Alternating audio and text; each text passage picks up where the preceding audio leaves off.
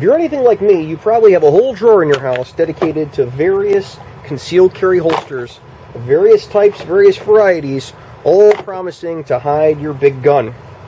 Today we're going to look at just one holster that promises to do the work of 3 holsters. The Vedder holster's LightTuck.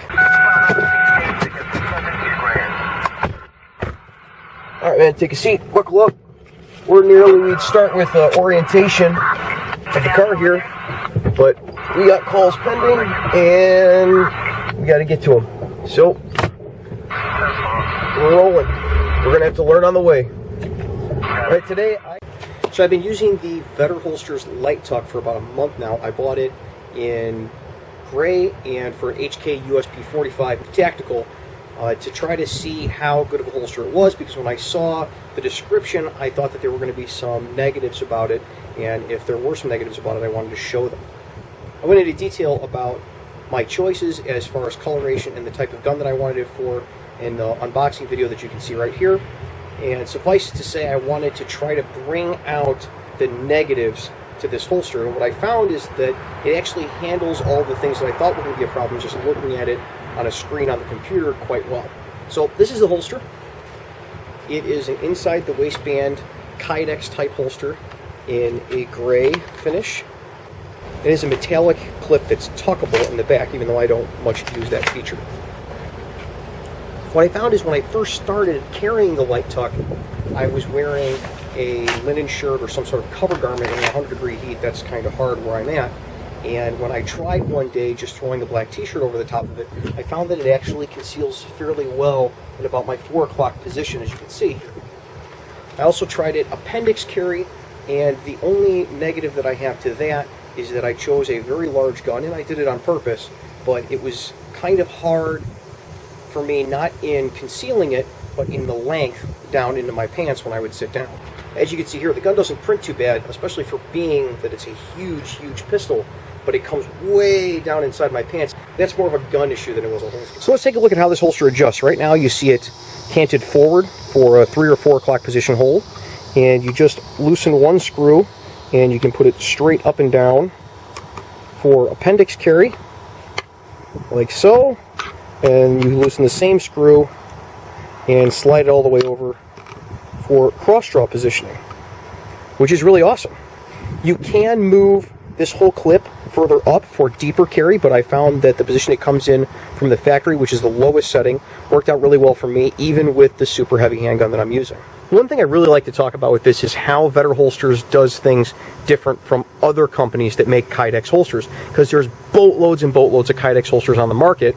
So most things that people say about other kydex holsters, their resistance to precipitation and sweat and abrasion resistance and all that plays here, so it doesn't really make for an interesting video or a video about the things that you want to know about this holster. How is this holster different? And the way it's different is that it's made for people who want flexibility in how they can use the holster. So not only does it have the clip that we talked about, but also if you have a pistol with an external safety like this HK USP 45 that has a decocker and separate safety mechanism, lots of holster makers will make you decide up front whether you want the holster to be able to carry it on safe or off safe. This doesn't seem like a big thing, but if you have a gun like an HK USP 4, a CZ75, and especially if you're new to these types of guns and you don't know whether you're going to want to carry the pistol in a cocked and lock configuration, and there you see the safety clears, or decocked with the safety off, the safety still clears. With a lot of manufacturers, they want you to spend way more money than this holster costs, and they want you to pick up front whether you're going to have the safety on or off on the pistol, pretty much pigeonholing you into using that holster in one particular way. So instead of having to make a decision without really knowing when you just bought a new gun, if you have this holster, you can use it in all the ways that the gun was designed to be used in. You can also see, I don't know what the finish is that they used on the clip, but it hasn't really worn a whole lot. I've been moving this around probably 10, 12 times between different positions, and you can see there really isn't any metal showing on the screw heads or on the track where you'd expect it to be all push back and forth, and I haven't noticed this to move in usage at all. I've been tightening it down and it hasn't moved. Now obviously I would Loctite this if I was going to use it long term in any one position, but even moving it around, it hasn't been an issue. The only downside to this holster that I can give you is that I would prefer that it have some sort of detent system instead of a screw, so that you could move the holster. Let's say I like it 3 or 4 o'clock position. I could wear it 3 or 4 o'clock position and then push the detent and move it over to cross draw when I'm driving, and then push a detent and push it back for when I get out of the car. That would be awesome, but nobody makes that now. I kind of wish Vedder holsters would make it. Hey Vedder, make it with a detent so you can move it back and forth. I don't think people are going to use the up and down feature where you can take both of these screws out and move the gun lower into the holster than it is now. Maybe that's a thing for some people that are very low-waisted, but I think most folks are going to keep it where it's at. So I think a detent would be a really awesome option for this, and it would allow you to shift it on the fly, which would be really cool. The only other thing that I could complain about with it is that they don't make this holster for revolvers. And I think for concealed carry, having one of these in a J frame, maybe a mid-size K frame, and for short barrel 686s would be really awesome. And if they made this for a 4-inch 686, I would jump right on it, because I would really love to have a holster that is just as impervious to perspiration as my 686 is, and I would love to be able to carry it inside the waistband without having to spend $150 on a custom-made holster and having to wait 6 to 8 weeks. These guys, from order time to receiving this, was less than 2 weeks. In fact, it was only a few days, as I remember it, and that would be a really awesome thing to have this much modularity in a holster for common revolver types. You can see right here, or I should say, hopefully you can see how the metal clip angles very abruptly now. It doesn't have that 45-degree angle that a lot of clips have to facilitate taking it on easily and off easily. This one's set up so it goes on very easily, and you have to physically bend the clip to get it off of your belt. Now you can set the tension on this holster pretty high. I have it set all the way down as high as it'll go, and I can still take the gun out without the clip pulling off the belt, which is important. You don't want to ever pull the pistol out and have the whole holster come with it.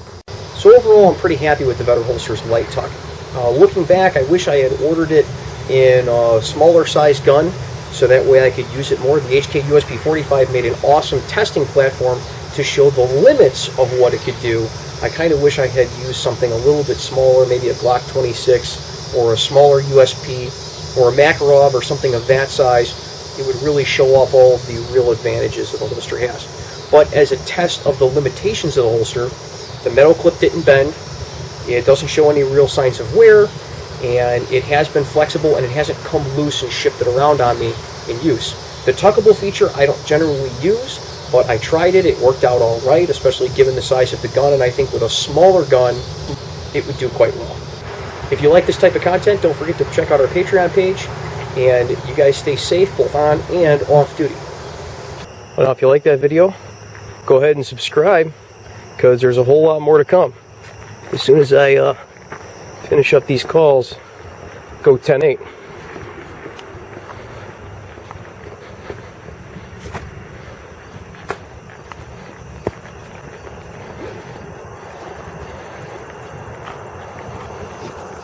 County 291. 291.